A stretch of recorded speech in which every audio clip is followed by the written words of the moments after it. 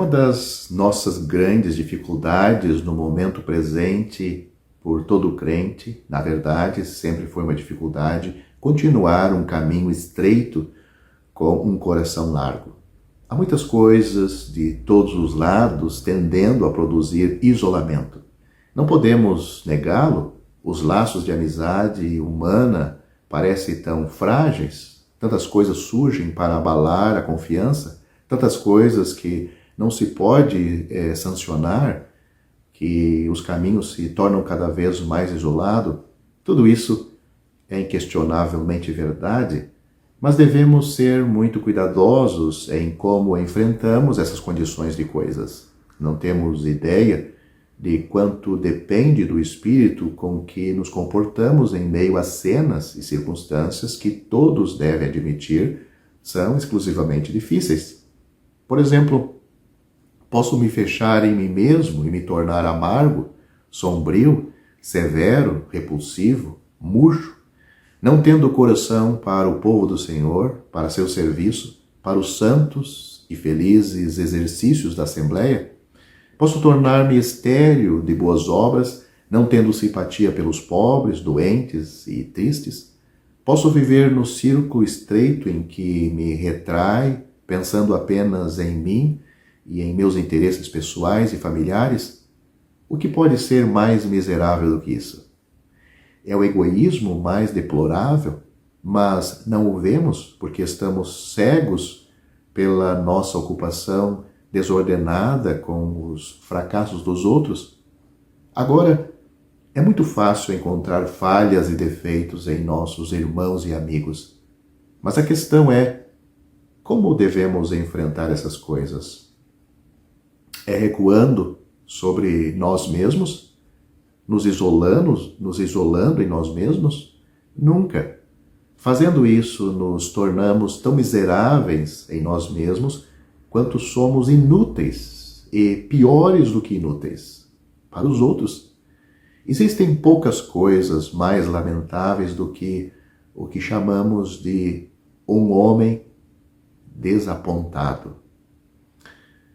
Ele está sempre encontrando defeito nos outros. Ele nunca descobriu a verdadeira raiz do problema ou o verdadeiro segredo de como lidar com ele. Ele se aposentou, mas dentro de si mesmo. Ele está isolado, mas seu isolamento é totalmente falso. Devemos consultar nós mesmos, olhar para nós mesmos e avaliar essas coisas à luz da presença de Deus, deixando que o Espírito Santo exponha essa coisa feia que está em nós. Ele é miserável, agindo assim, e ele fará todos os que estão sob sua influência, todos os que são fracos e tolos o suficiente para ouvi-lo, tão miseráveis quanto ele. Ele quebrou completamente em sua carreira prática, ele sucumbiu às dificuldades de seu tempo e provou ser totalmente desigual para enfrentar as duras realidades da vida real. Então, em vez de ver e confessar isso, ele se retira para seu próprio círculo estreito e encontra falhas em todos, exceto em si mesmo. Quão verdadeiramente prazeroso e revigorante mudar deste quadro sombrio para o único homem perfeito que já pisou nesta terra. Pois ele é o contrário de tudo isto. Seu caminho foi de fato isolado, como ninguém mais. Ele não simpatizava com a cena ao seu redor. O mundo não o conheceu. Ele veio para os seus, a nação de Israel, e os seus não o receberam. Procurava alguém para ter pena, mas não havia, e para consoladores, mas ele não encontrou nenhum. Mesmo seus próprios discípulos amados falharam em simpatizar ou entendê-lo. Eles dormiram no Monte da Transfiguração, na presença da sua glória, e dormiram no jardim do Getsêmani, na presença de sua agonia. Eles o despertaram de seu sono com seus temores incrédulos e estavam continuamente invadindo-o com suas perguntas ignorantes e noções tolas. Como ele enfrentou tudo isto? Em perfeita graça, Jesus. Como Jesus enfrentou tudo isto? Em perfeita graça, paciência e ternura.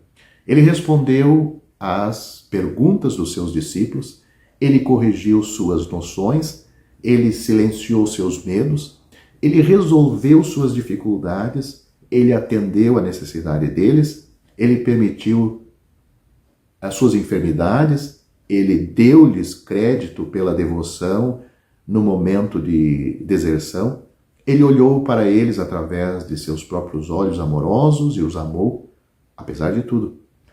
Tendo amado os seus que estavam no mundo, amou-os até o fim. É assim que diz João capítulo 13, nos versículos primeiros deste capítulo. Que todo cristão procure beber do Espírito de nosso abençoado Mestre e andar em seus passos. Então, nosso isolamento será do tipo certo, e embora nosso caminho seja estreito, o coração será amplo. Se você ainda não está salvo, não creu em Cristo de forma alguma. A Escritura, ou a Bíblia, não conhece duas maneiras de crer, uma certa e outra errada. Podemos falar de fé viva e fé morta, mas a Escritura fala de crer no que Deus diz. Fé nos homens e fé em Deus são os mesmos exercícios da mente. A diferença não está na fé, mas na pessoa em quem a fé se apoia. Paulo não disse ao carcereiro, a história contada em Atos capítulo 16, ele não disse, crê no Senhor Jesus Cristo de uma maneira certa e serás salvo. Esta frase está em Atos capítulo 16, versículo 31. Você lendo lá a frase, Paulo não disse desta forma, crê no Senhor Jesus Cristo de uma maneira certa e você será salvo.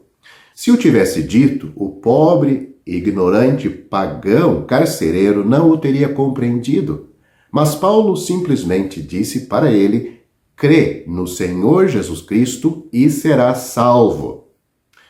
Mas não devemos nós operar a nossa própria salvação? Alguém pode perguntar.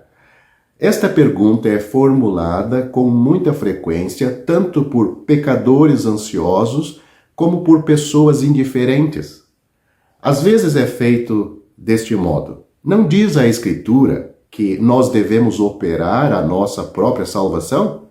Como então harmonizar isto com a afirmação que somos salvos pela fé somente? Deves reparar a quem são dirigidas estas palavras, operar a vossa salvação. Em Filipenses capítulo 1, a quem foram dirigidas essas palavras, capítulo 1 versículo 1, está escrito a todos os santos em Cristo Jesus, com os bispos e diáconos. Portanto, os tais já eram salvos, a quem foi dito para desenvolver a salvação. Não esperavam ser, sabiam que estavam salvos. A esses, Paulo diz, operai a vossa salvação, que está em Filipenses capítulo 2, versículo 12. Já estavam de posse da salvação. A expressão operai vossa salvação indica posse. E assim, eles deviam operar aquilo que já lhes fora dada por Deus. Mas então, será que não devo orar para ser salvo? Em parte alguma da Bíblia somos ensinados que seja necessário orar ou tornar a oração, ou tornar a orar novamente, orar e tornar a orar para obter a salvação. A Bíblia ensina que os pecadores são salvos por um único meio, que é ter fé na obra consumada por Cristo. Porventura, disse Jesus a Nicodemos que orasse para ser salvo? Não, a história está em João capítulo 3. Disse, porém, para que todo aquele que nele crê não pereça, mas tenha a vida eterna. João capítulo 3, versículo 15.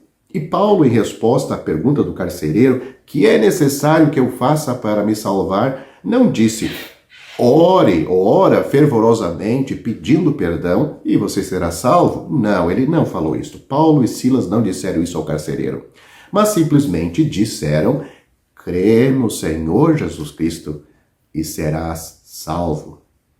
Não é, pois, necessário que ores ou tornes a orar a Deus pedindo a salvação. Ele está agora mesmo insistindo contigo para que aceite esta salvação pela fé que já foi consumada, já foi preparada pelo seu próprio Filho na cruz. A Bíblia afirma: quem a Deus não creu, mentiroso fez. 1 João capítulo 5, versículo 10. Em vez de orar pedindo para seres salvo, estenda a tua mão vazia agora, enquanto ouve este vídeo, e aceita pela fé, das mãos feridas do Salvador Jesus, o dom gratuito da vida eterna.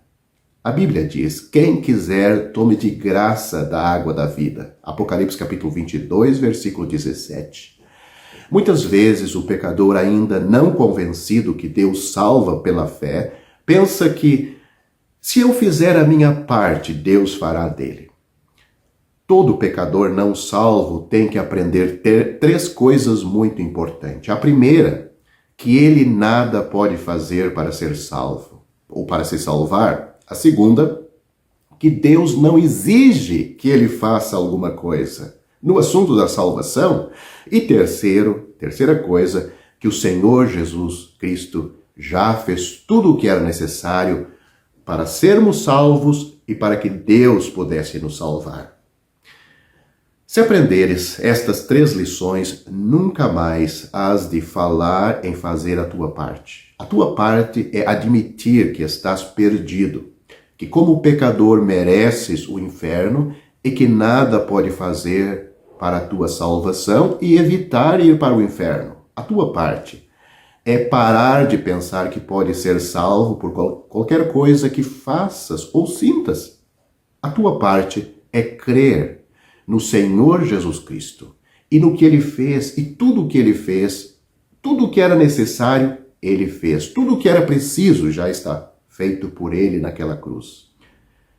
O Senhor Jesus, Ele fez a expiação e pagou o preço da redenção com seu precioso sangue. Em qualquer momento que abandonares a ideia de quereres seres salvo pelas tuas obras e creres no Senhor Jesus, que já fez tudo e tudo pagou, virás a ser um filho de Deus. Você vai se tornar um filho de Deus, um herdeiro da glória e co-herdeiro com Cristo. A Bíblia diz: aquele que não pratica, mas crê naquele que justifica o ímpio, a sua fé lhe é imputada como justiça. Romanos capítulo 4, versículo 5. Sou um grande pecador. Não há dúvida que és um grande pecador, muito mais do que imaginas. Deus sabe tudo a teu respeito. Porém, Ele ama-te com um amor infinitamente maior do que o dos teus pais e tem sempre revelado por ti, desde a tua meninice, quando ainda dormias agasalhado ao colo de tua mãe. A despeito do teu pecado e loucura, Deus está de braços abertos para te receber e te salvar. Não passar a mão por cima dos teus pecados, mas Ele está disposto a te perdoar porque alguém já sofreu no teu lugar, o seu próprio filho. O filho pródigo, mesmo em trapos, penúria e miséria, foi recebido pelo Pai. E Deus está desejoso de salvar-te agora. Toma o lugar de um perdido pecador e terás direito ao Salvador dos pecadores perdidos. O Senhor Jesus Cristo mesmo disse: quem vem a mim, de maneira nenhuma o lançarei fora. João capítulo 6, versículo 37. Mas o diabo sussurra: ninguém pode ter certeza disso. A resposta decisiva de Paulo ao carcereiro, que já mencionamos neste vídeo, que fez a mais importante de todas as perguntas, foi... A resposta à pergunta deste carcereiro foi: crê no Senhor Jesus Cristo e serás salvo. Paulo não disse crê no Senhor Jesus Cristo e terás possibilidade de seres salvo? Muitos dizem que é grande presunção alguém afirmar que está salvo. Asseveram que ninguém pode ter essa certeza e que o mais que podemos fazer é nutrir uma humilde esperança. Com isto, como isto é diferente do ensino do Senhor Jesus e dos seus apóstolos. Paulo diz, sabemos que somos salvos ou sabemos que estamos salvos. Temos plena confiança de que estamos salvos. Leia 2 Coríntios capítulo 5, versículo 1 e também o versículo 8. O apóstolo João afirma, filhinhos, escrevo-vos porque pelo seu nome vos são perdoados os pecados. Não há nenhuma dúvida no assunto aqui. 1 João capítulo 2, versículo 12. O apóstolo João também disse, nós sabemos que passamos da morte para a vida eterna. 1 João capítulo 3, versículo 14. Todo pecador que crê no Senhor Jesus tem necessariamente de crer que está salvo. Esse crer não é acreditar que Cristo salva, nem acreditar que Ele pode salvar, mas crer para a sua própria salvação pessoal. Seria, na verdade, grande presunção alguém duvidar da palavra de Deus. Lemos que, na mesma hora da noite que o carcereiro perguntou o que é necessário que eu faça para me salvar, deu-se o testemunho da sua conversão e batismo. Leia Atos capítulo 16. E a Bíblia acrescenta, e na sua crença em Deus alegrou-se com toda a sua casa. Atos capítulo 16, versículo 34. Dentro do curto espaço de algumas horas, toda a família creu do carcereiro, foi salva e foram batizados. Seria ocioso dizer que ninguém pode ser salvo de repente, porque a Escritura claramente testifica que as pessoas mencionadas no Novo Testamento foram salvas no momento em que creram. Quanto tempo levará o filho a acreditar no que lhe diz o pai? Nenhum instante. Deus emprega uma outra figura para mostrar como o pecador pode ser salvo. Nós temos as palavras, o olhar. Há um versículo na Bíblia onde o Senhor diz, olhai para mim e sereis salvos, todos os termos da terra. Isaías capítulo 45, versículo 22. Quanto tempo levava para o israelita ser curado da mordidura da cobra, da serpente, em Números capítulo 21 e no versículo 9?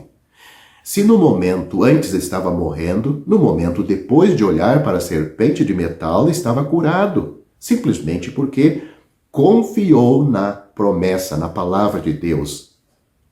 Olhará para a serpente de metal e ficará vivo. No mesmo momento em que creres no Senhor Jesus, ou olhares para Ele pela fé, serás salvo. Olhares para Ele como o único que pode te salvar. Ouça o que o apóstolo João disse aos crentes de seus dias. Estas coisas vos escrevi para que saibais que tendes a vida eterna, vós que crede no nome do Filho de Deus. Que versículo claro. 1 João capítulo 5, versículo 13. Não é presunção crer no que Deus diz, mas duvidar da palavra de Deus é fazer-se culpado do maior pecado que o homem pode cometer, o pecado da incredulidade. Portanto, você que me ouve, você deve ser salvo. Não porque eu estou dizendo, mas porque eu estou transmitindo o que a Bíblia afirma. O Senhor Jesus Cristo disse, falando com Nicodemos, a quem já citei neste vídeo, no Evangelho de João, capítulo 17, ele disse que Deus enviou seu Filho ao mundo, não para que condenasse o mundo, mas para que o mundo fosse salvo por ele. Quem crê nele não é condenado, mas quem não crê já está condenado, porquanto não crê no nome do unigênito Filho de Deus. Para você ser salvo, como pecador, merecedor do inferno, mas não querendo ir para lá, arrependido dos seus pecados, você pode crer naquele que consumou a obra para a nossa salvação, descansar nele. Como eu já disse também neste vídeo, ele disse: aquele que vem a mim, de maneira nenhuma eu lançarei fora. Portanto, crê no Senhor Jesus Cristo e você também será salvo.